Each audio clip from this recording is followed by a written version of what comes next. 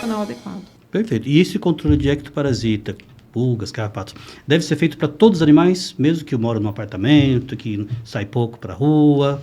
Idealmente, sim, né? Porque esse sair pouco é muito relativo. Eu vivo vários clientes falando assim, meu cachorro não tem pulga, ele não sai de casa. Ele não sai mais ou menos, né? Ele toma banho toda semana no pet shop, ele desce para ir ali fazer as necessidades ali na frente do prédio, então ele está exposto. Então, se é um animal que sai para ir no pet shop toda semana, para ir na creche, ele precisa de um uso regular de uma medicação que controle pulga e carrapato.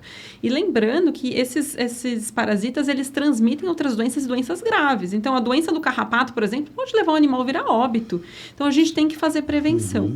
Gato, talvez, se for um gato que realmente não tiver sair, vai ficar só num apartamento muito restrito, talvez a gente possa até ponderar se faz sentido ou não. Agora, se ele tem problema dermatológico, a gente usa como critério o uso regular dessas medicações para eu ter certeza que ele não tem alergia à picada de pulga ou carrapato. Então, um paciente alérgico precisa de um uso recorrente dessas medicações. Perfeito.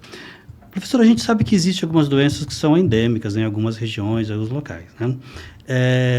Falando da nossa realidade aqui de São Paulo, quais as doenças que a gente tem que ficar mais atento aqui? Por exemplo, esporotricose é uma doença endêmica aqui na nossa região? Não era, mas está virando, né? Então, antes a gente falava de esporotricose, a gente pensava no Rio de Janeiro. Certo. Mas a gente sabe que a doença hoje já chegou aqui em São Paulo. Então, quem mora, por exemplo, na zona leste de São Paulo, eu atendo lá, a gente atende lá na Anclivepa, no hospital público. Sim. E lá a gente pega muito esporotricose. Então, o que é esporotricose? É um fungo que ele é transmitido entre os animais, e geralmente é o gato que é o principal transmissor, através da arranhadura, mordedura. Então, ele transmite para cães e transmite para outros gatos e pode transmitir para a gente. Então, ele é uma zoonose. Então, essa é uma doença que a gente precisa se preocupar muito aqui em São Paulo e está cada vez mais frequente, e é uma doença grave, né? Que pode levar o paciente a óbito, principalmente o gato. Ele é o que é mais frágil aí entre o cão e o gato com relação a essa doença.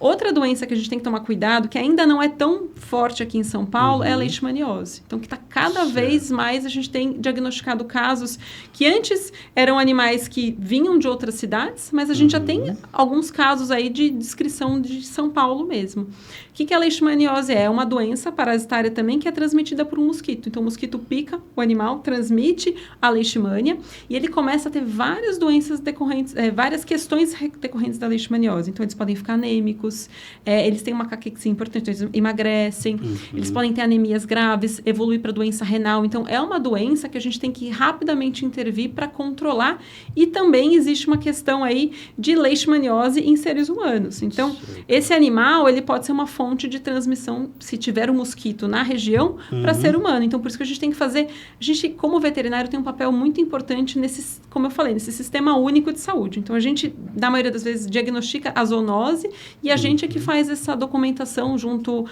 aos CCZs, né, para justamente minimizar ou entender como é que está sendo a transmissão dessas doenças. No caso da leishmaniose, qual seria a prevenção? Um colar, um medicamento tópico? Hoje em dia é colar, tá? Porque a vacina, ela saiu do mercado, então a gente não tem mais a vacina, então a gente utiliza mais esses colares que são... Tem algumas coleiras que são preventivas e são algumas específicas, né? Então a gente tem que buscar o veterinário para orientar, e principalmente se o animal viaja para outros lugares. Então ele vai para, por exemplo, o Nordeste, para algumas áreas de Minas Gerais, então a gente tem que tomar cuidado, No caso da esporotricose, não deixar o gato sair.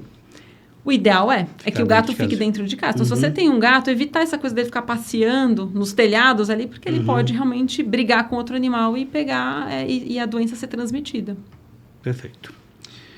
Bom, tem umas perguntas, professora, aqui uns nossos ouvintes mandou para a gente. Vou selecionar uma aqui para fazer para você. Temos aqui uma assim, ó. Pegar sol todos os dias pode causar câncer de pele? Pode.